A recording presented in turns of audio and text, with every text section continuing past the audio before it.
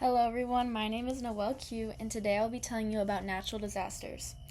First, I must explain the difference between natural hazards and natural disasters. Natural hazards and natural disasters are related but not the same. A natural hazard is an extreme weather and climate event. Natural hazards turn into natural disasters when they have a negative impact that significantly harms a community. For example, an earthquake is a natural hazard that has the potential to harm communities, but an earthquake that happens in the middle of the ocean that doesn't affect us is not considered a disaster. However, if that same earthquake happened in the middle of a populated city and injures people and damages human property, it is now considered a disaster. Natural hazards and disasters have been happening forever, but in modern times, increased human population and poor land use choices turn disasters into catastrophes. A catastrophe is a massive disaster that requires significant money and time for recovery. During the past half century, there has been a dramatic increase in natural disasters. Flooding and storm are major causes of fatalities, and Asia is most heavily impacted. We can attribute the increases in the negative effects of natural hazards to urbanization and climate change. The effects of natural hazards change with time because of changing patterns of human land use. Urban growth causes people to develop on hillsides or floodplains. It also changes physical properties of Earth's materials by influencing drainage, altering steepness, and removing vegetation. Changes in farming, forestry, and mining affect erosion, steepness of hill slopes, and vegetation cover. All countries and its citizens are affected by natural disasters, no matter your financial situation. Higher income countries suffer the greatest economic loss, but the lowest number of deaths due to warning systems, preparedness, and sanitation post-disaster.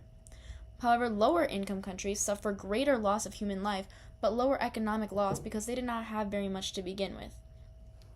What makes so many areas on Earth so advantageous for living can also make them unpredictably hazardous and deadly.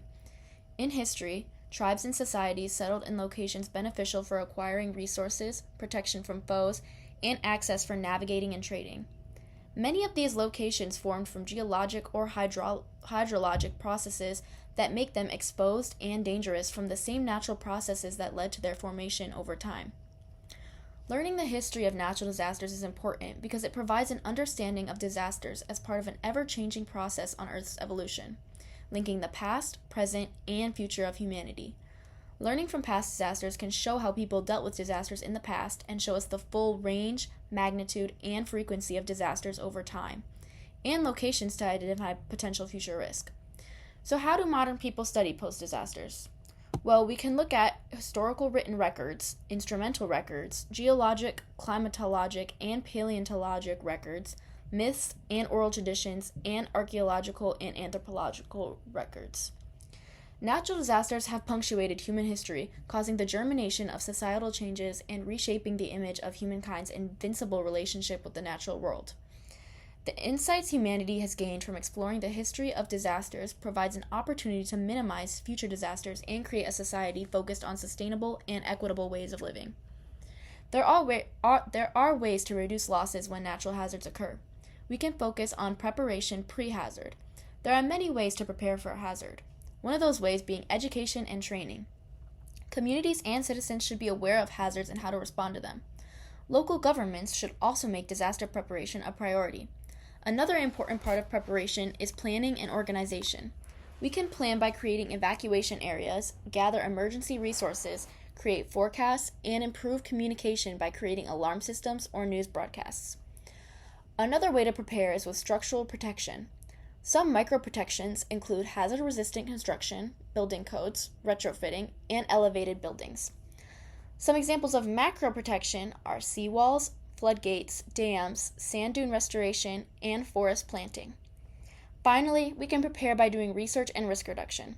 It is important to research and reduce risk by hazard mapping, monitoring warning systems, risk and vulnerability studies, land use planning, and insurance systems. Similarly, we can reduce losses when natural hazards occur by recovering post-disaster. An important step to immediate recovery post-disaster is emergency operations in communities. Examples of emergency operations are search and rescue teams, medical care, law enforcement and armed forces, evacuation areas and shelters, food and water, mobilizing heavy equipment damage and needs assessment, utilities, NGOs, and administrators. These emergency operations may also provide relief operations such as aid distribution, transitional shelters, cleanup or debris removal, demolition of unsafe buildings, medical care and disease prevention, and international fundraising efforts. These are all examples of short-term recovery responses. However, long-term recovery efforts are what truly makes a difference in communities. Long-term recovery plans include rebuilding infrastructure, rebuilding communities, permanent housing, resettlement, learning reviews, and social and economic assistance. Thank you everyone for listening. It's very important that we educate ourselves on natural disasters because it will save lives and may even save an entire community. Thank you.